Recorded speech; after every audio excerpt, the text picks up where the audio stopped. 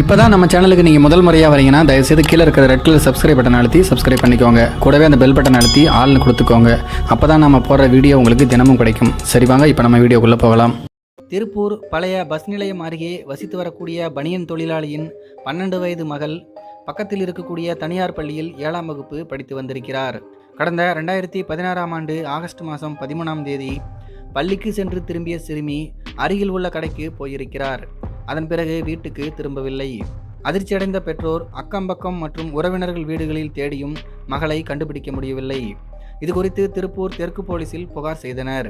திருப்பூர் தெற்கு காவல் நிலையத்தில் 2016ஆம் ஆண்டு ஆகஸ்ட் மாதம் 13ஆம் தேதி அன்று புகார் அளித்திருந்த நிலைமையில் அடுத்த நாளன்று சிறுமி வீடு திரும்பினார். அதாவது 13ஆம் தேதி கடத்தி அடுத்த நாள் 14ஆம் தேதி காலை சிறுமியை பல்லடத்திலிருந்து பஸ் ஏற்றி திருப்பூருக்கு ஒருவன் அனுப்பி வைத்தான் என்பது பிறகு பெற்றோர் விசாரித்ததில் தெரிந்தது.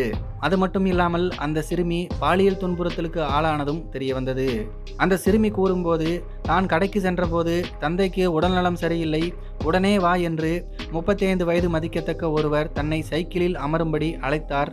அதற்கு நானோ அப்பாவுக்கு என்னாச்சு என்ற அதிர்ச்சியில் அவருடைய சைக்கிளில் அமர்ந்து கொண்டேன். சைக்கிளில் என்னை வீரபாண்டி மற்றும் பல்லடம் காட்டுப்பகுதிக்கு அந்த வாலிபர் அழைத்து சென்றார். அங்கு என்னுடைய கை கால்களை கட்டி போட்டுவிட்டு விடிய விடிய செக்ஸ் சில்மிசம் செய்தார். அதன் பின்னர் பஸ்ஸுக்கு காசு கொடுத்து இங்கு நடந்தவற்றை யாரிடமும் சொல்லக்கூடாது என்று மிரட்டி வீட்டுக்கு சென்றுவிடு என்று பேருந்தில் ஏற்றி அனுப்பிவிட்டார் என்று கூறினார். அதன் பிறகு இது பற்றி பெற்றோர் போலீசில் அளித்த புகாரின் அடிப்படையில் விசாரணை மேற்கொண்ட காவல்துறையினர் கடைத்தெருவில் உள்ள கடைகளில் பொருத்தப்பட்டிருந்த கண்காணிப்பு கேமராக்களில் பதிவான காட்சிகளை ஆய்வு செய்தனர். அரசு மருத்துவமனைக்கு மருத்துவ பரிசோதனைக்கு அந்த சிறுமி அனுப்பி வைக்கப்பட்டார். இந்த வழக்கு திருப்பூர் தெற்கு அனைத்து மகளிர் போலீசார் வசம் மாற்றப்பட்டது. குழந்தைகள் பாலியல் குற்ற பாதுகாப்பு சட்ட பிரிவுகளின் கீழ் போலீசார் வழக்கு பதிவு செய்து விசாரணை நடத்தினர். அதனைத் தொடர்ந்து போலீசாருக்கு கிடைத்த சிசிடிவி காட்சிகளில் பதிவான முருகன் என்பவனுடைய புகைப்படத்தை போலீசார் நோட்டீஸாக அச்சடித்து திருப்பூர் மாநகர போலீசார் அதனை பல இடங்களில் ஒட்டினார்கள். மேலும் அந்த வீடியோ பதிவை மதுரையில் இருக்கக்கூடிய காவல் நிலையத்துக்கு அனுப்பியதில் அந்த நபர் மதுரையை செல்லூரை சேர்ந்த 38 வயதான ஆசிட் முருகன் என்பது தெரியவந்தது.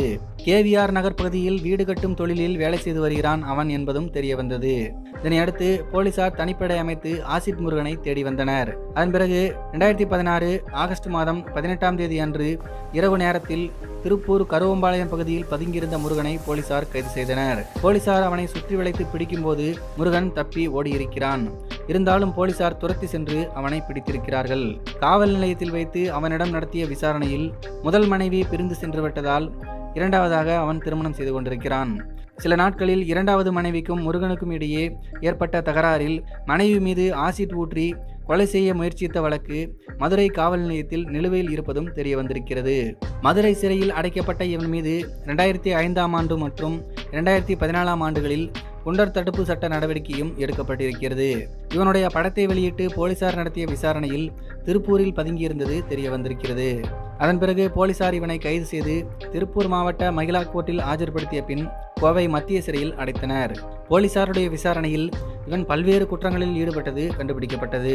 மதுரையில் மட்டும் சுமார் 20 பள்ளி குழந்தைகளை கடத்தி செக்ஸ் சில்மிசத்தில் ஈடுபட்ட வழக்கு இவன் மீது இருக்கிறது. சமீபத்தில் திருப்பூருக்கு வந்த முருகன் இங்கேயும் கைவரிசை காட்டியுள்ளான்.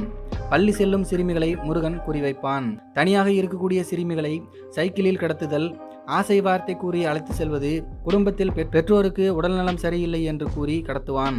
கடத்திய சிறுமிகளை காட்டுப்பகுதிக்கு அழைத்து சென்று சிறுமிகளிடம் விடிய விடிய செக்ஸ் சில்மிசத்தில் ஈடுபடுவான். திருப்பூரில் மட்டும் இதுவரைக்கும் 10க்கும் மேற்பட்ட சிறுமிகளிடம் தன்னுடைய கைவரிசையை இவன் காட்டியுள்ளான். இது குறித்து கடத்தப்பட்ட பெற்றோர்களுக்கு தெரிய வந்தால் அவர்களுடைய குழந்தையின் எதிர்காலம் கருதி போலீசில் புகார் செய்வதில்லை. அனப்பார்பாளையம் போலீசில் ஒரு புகாரும் இருக்கிறது. அதுவும் பெற்றோர் கேட்டுக்கொண்டதன்படி சிறுமி மாயம் என்று வழக்கு பதிவு செய்யப்பட்டுள்ளது. இந்த உண்மையெல்லாம் தெரிய வந்ததும் போலீசாரே கடும் அதிர்ச்சி அடைந்திருக்கிறார்கள்.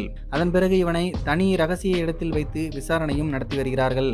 விசாரணையில் மேலும் பல திடுக்கிடும் தகவல்கள் வெளியாகலாம் என்று தெரிகிறது. இந்த சம்பவத்தை பற்றி உங்களுடைய கருத்துக்கள் என்ன அப்படிங்கிறத கீழே இருக்கிற கம்பாஸில் தெரியப்படுத்துங்க. மேலும் இது போன்ற வீடியோக்களை பார்க்க நம்முடைய சேனலை சப்ஸ்கிரைப் பண்ணிக்கோங்க. நன்றி, வணக்கம்.